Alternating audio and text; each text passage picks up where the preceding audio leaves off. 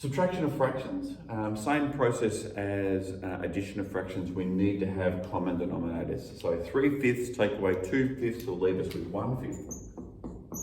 Okay, and just like if when we did the addition of fractions, if we look at ones that have different denominators, okay, then we have to find common denominators to solve it. So 3/5 take away 1/4.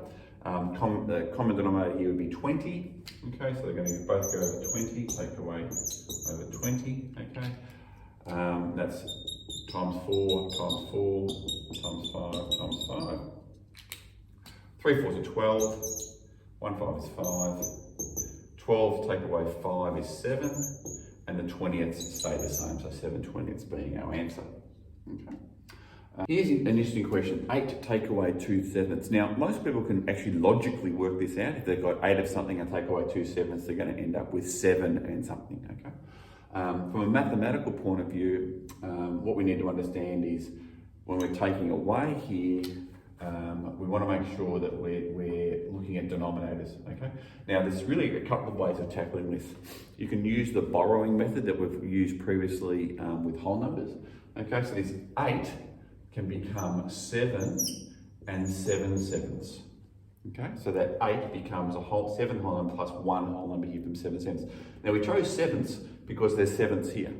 Okay, and then now that becomes an easy question to solve. So 7/7 take away 2/7 is 5/7, and the 7 just stays as it is. Okay, so that's one of the easier ways to demonstrate that question as a proof. Okay, so let's have a look at mixed numbers and subtraction. Okay. So when we're looking at these, what we need to be very conscious of is the fraction on this side bigger than the fraction here that we're going to take it away from, okay? And are the denominators the same? So let's deal with common denominators first, okay? With these ones, there's really two strategies here. One is to keep the whole numbers as they are, and the other one strategy is to turn them into improper fractions. Typically, if you turn them into improper fractions, you make fewer mistakes, okay? But at the same time, it's often an unnecessary extra step in a lot of instances, okay? Here, what we can see is that the 3 is bigger than the 2, and the 4/5 is bigger than the 1/3. So there's actually no need for this question to turn them into improper fractions. But we'll have a look at an example of where that's true a bit later on. Okay, so it becomes 3, and the common denominator for 5 and 3 is 15. Okay, so it's times 3 and times 3. So 12 over 15, take away 2, and times 5 and times 5 becomes 5 over 15. So 3 take away 2 is 1, 12/15 take away 5/15 leaves us 7/15, and that's the answer, and that works really well, okay? Now, let's go back to that original question, but let's swap the fractions around. Okay, now it gets into some territory which makes it more difficult, because if we did the same thing, we get into some difficulty because 3 take away 2 is fine, it gives us 1, but a 1/3 take away 4/5, we're not going to be able to do that because the 4/5 is way too big. So you can do the borrowing method with this. What I would prefer to do for a question like this, where the numbers are relatively small, is I would just do improper fractions. So I would do 3 times 3 is 9, and 1 is 10 over 3. Take away 2 times 5 is 10 plus is 14 over 5, and then common denominators, okay, is 15 times by 5 and times by 3.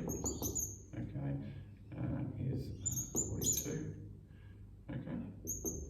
All right, so 50 take away 42 is 8 over 15.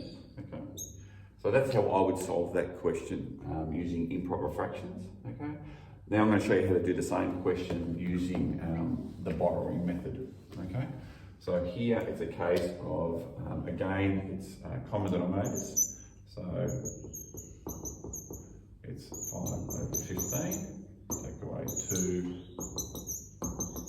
and 12 over 15. Okay, so what we see here is that 3 take away 2 is 1, and then we've got this 5/15 take away 12/15, which we can't do.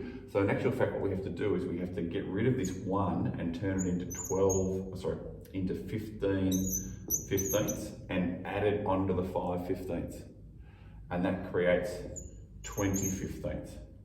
So 20/15 take away 12/15 is 8/15 as your final answer.